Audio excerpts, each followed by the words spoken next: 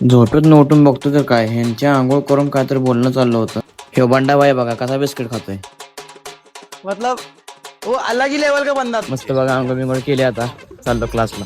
क्लासवरून आल्यावर समजलं की आमच्या बाथरूमचं ड्रेनेज ब्लॉक झालंय, त्यामुळे दुसऱ्या रूम वरून चॉकअप पंप घेऊन चाललो. हे बघा नमुना कसा करतोय. यांच्या हातात काय देऊनच बघावं फक्त. वापरायला तर येत नाही कोणाला, पण उगाच काय ना काय करत बसते.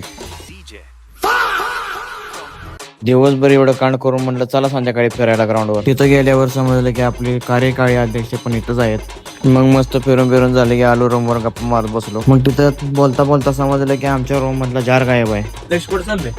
त्या फ्लॅट मध्ये कशाला? जार गेला राव आपला रूम मधला. मग दुसऱ्या फ्लॅटवर गेलो. तिथं गेल्यावर समजलं की इथं पण जार नाही. काय झालं?